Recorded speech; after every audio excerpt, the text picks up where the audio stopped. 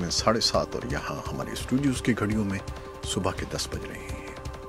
Voice of America Washington کی Urdu service سے ہماری باقاعدہ نشریات کا آغاز ہوتا ہے۔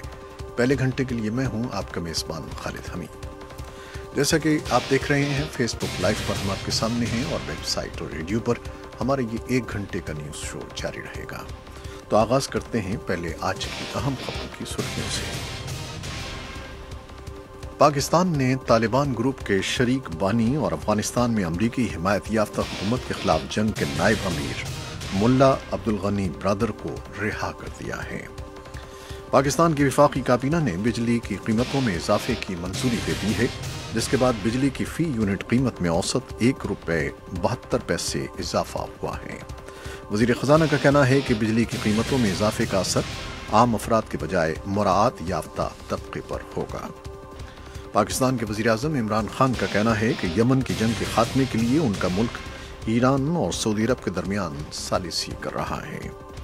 انسانی حقوق کی عالمی تنظیم ایمنسٹی انٹرنیشنل نے بھارت پر زور دیا ہے کہ وہ اس کے زیر انتظام کشمیر میں حال ہی میں ہونے والی شہری ہلاکتوں کی فعال، آزادانہ اور غیر جانبدارانہ تحقیقات کروائے۔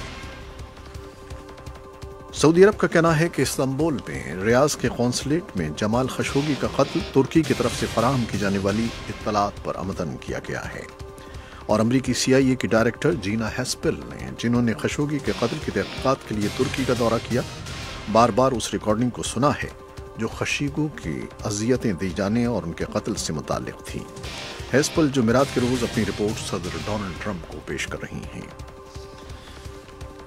اور امریکہ میں کئی ڈیموکریٹ رہنماؤں کو ڈاک کے ذریعے دھماکہ خیز مواد کی ترسیل کے واقعات کی تحقیقات جاری ہیں، جبکہ صدر ڈونلڈ ٹرمپ نے کہا ہے کہ سیاسی رہنماؤں اور سابق حکومتی اہلکاروں کو دھماکہ خیز مواد کی ترسیل دراصل امریکہ کی جمہوریت پر حملے کے مترادف ہے۔ یہ تھیں شہ سرخیاں اور تفصیل کچھ دیر کے بعد۔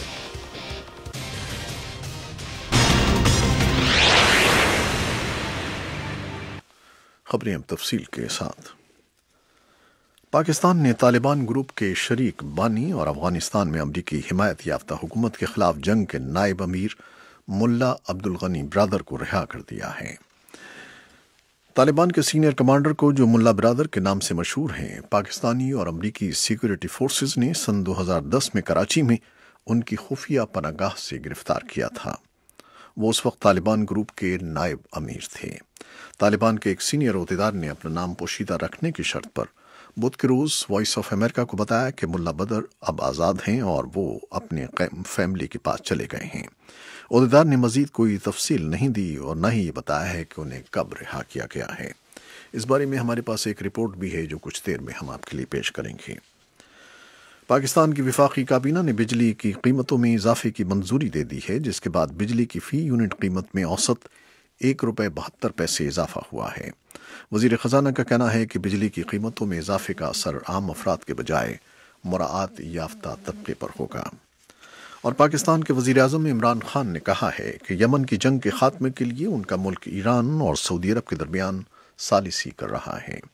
یمن میں یہ لڑائی سن 2014 میں اس وقت شروع ہوئی تھی جب حوثی شیعہ ملیشیا نے، جسے ایران کی پشت پناہی حاصل تھی، دارالحکومت سمیت ملک کے کئی حصوں پر قبضہ کر لیا تھا اور سعودی عرب کی حمایت والی حکومت کو برطرف کر دیا تھا۔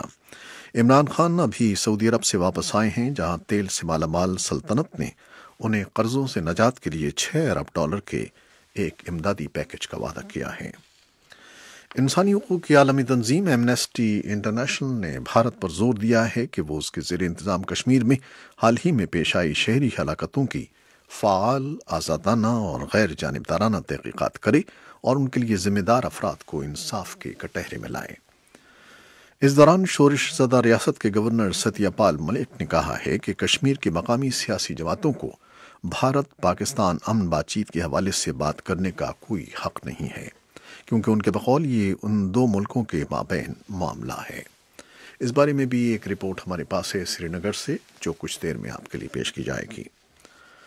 سعودی عرب کا کہنا ہے کہ استنبول میں ریاض کے قونصلیٹ میں جمال خشوگی کا قتل ترکی کی طرف سے فراہم کی جانے والی اطلاعات پر عمدن کیا گیا ہے۔ سعودی استغاثہ کی طرف سے جاری اس بیان کو سعودی خبر رساں اداروں نے جاری کیا ہے۔ امریکی CIA کی ڈائریکٹر جینا ہیسپل نے، جنہوں نے خشوگی کے قتل کی تحقیقات کے لیے ترکی کا دورہ کیا ہے، بار بار اس ریکارڈنگ کو سنا ہے جو خشوگی کو اذیتیں دیے جانے اور ان کے قتل سے متعلق تھی۔ ہیسپل جمعرات کے روز اپنی رپورٹ صدر ڈونلڈ ٹرمپ کو پیش کر رہی ہیں۔ صدر ڈونلڈ ٹرمپ نے پیر کے روز رپورٹروں کو بتایا کہ انہوں نے سعودی ولی عہد شہزادہ محمد بن سلمان سے بات کی ہے۔ صدر ٹرمپ کا کہنا تھا کہ ہمارے لوگ اس وقت سعودی عرب میں موجود ہیں، ہماری انٹیلیجنس کے اعلیٰ عہدیدار ترکی میں موجود ہیں، ہم دیکھیں گے کہ کیا ہوا ہے۔ اور جرمنی کی چانسلر اینگلا مرکل نے اس ہلاکت کی سخت ترین الفاظ میں مذمت کی ہے۔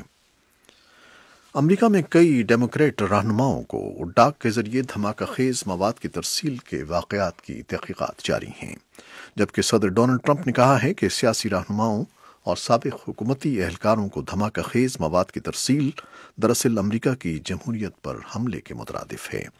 صدر نے یہ بات بدھ کی شب ریاست وسکونسن میں ریپبلکن امیدواروں کے ایک انتخابی جلسے سے خطاب میں کہی۔ صدر ٹرمپ کا یہ بیان ایسے وقت میں سامنے آیا ہے جب وفاقی حکومت کے تفتیشی ادارے سابق صدر براک اوباما اور سابق صدارتی امیدوار ہلری کلنٹن سمیت کئی مرکزی ڈیموکریٹ رہنماؤں کو بذریعہ ڈاک پائپ بم بھیجنے والے شخص کا سراغ لگانے کی کوشش کر رہے ہیں۔ جاپان کا ایک آزاد پیشہ صحافی شام میں 3 سال تک قید رہنے کے بعد جمعرات کے روز رہائی کے بعد اپنے گھر واپس پہنچ گیا ہے۔ جمعرات کے روز اپنے گھر روانہ ہونے سے پہلے استنبول کے ہوائی اڈے پر 44 سالہ جیاسودا نے کہا کہ وہ اپنی رہائی پر بے انتہا خوش ہیں۔ انہوں نے اپنی قید کے بارے میں بھی بات کی۔ جاپان کی حکومت کے ترجمان نے بتایا کہ قطر اور ترکی نے صحافی کی آزادی کے لیے مذاکرات کیے۔ ترجمان نے تردید کی کہ اس کے لیے کوئی تاوان ادا کیا گیا ہے۔ جاپان اور چین کے درمیان 40 سال پہلے طے پانے والے معاہدہ امن و دوستی کی سالگرہ منانے کے لیے جاپان کے وزیر اعظم شنزو آبے جمعرات کے روز بیجنگ پہنچے ہیں۔ 6 سال پہلے وزارت عظمیٰ کا منصب سنبھالنے کے بعد سے شنزو آبے کا چین کا یہ پہلا دورہ ہے۔ ان کے 3 روزہ دورے میں اقتصادی معاملات بات چیت میں سر فہرست رہیں گے۔ اس کے علاوہ مشرقی بحیرہ چین اور شمالی کوریا سے متعلق سیکیورٹی کے معاملات بھی زیر بحث آئیں گے۔ ملائیشیا کے سابق وزیر اعظم نجیب رزاق اور ان کے سابق وزیر خزانہ محمد ایروان عبداللہ پر 1 ارب سے زیادہ کے عوامی فنڈز میں خرد برد کا الزام عائد کیا گیا ہے۔ دونوں افراد نے کوالالمپور کی عدالت میں اپنی بے گناہی کی اپیل کی۔ نجیب رزاق پر پہلے ہی 32 الزامات پر مقدمہ چل رہا ہے۔ منگل کے روز امریکہ کی ایک $1.5 ارب سے زیادہ کی لاٹری ایک خوش نصیب نے جیت لی ہے۔ عہدیداروں نے بتایا ہے کہ لاٹری کی مالیت $1.53 ہے۔ لاٹری جیتنے والے کا تعلق ریاست ساؤتھ کیرولائنا کے قصبے سمپسن ویل سے ہے، جس نے وہاں کے ایک گروسری اسٹور سے لاٹری کا ٹکٹ خریدا تھا۔ سمپسن ویل کی آبادی تقریباً 22,000 ہے اور یہ ریاست کے اہم شہر گرین ویل سے لگ بھگ 14 کلومیٹر کے فاصلے پر ہے۔ قصبے کے لوگوں میں اس تاریخی جیت پر بڑا جوش و خروش پایا جاتا ہے، لیکن لاٹری جیتنے والے نے اپنی شناخت ظاہر نہ کرنے کا فیصلہ کیا ہے۔ یہ تھیں وہ خبریں جو فیس بک لائیو پر ہم نے آپ کے لیے پیش کیں۔ ویب سائٹ اور ریڈیو پر ابھی ہمارا یہ شو جاری ہے، ہمارے ساتھ رہیے گا۔ فیس بک لائیو سے اجازت دیتے ہیں، اللہ حافظ۔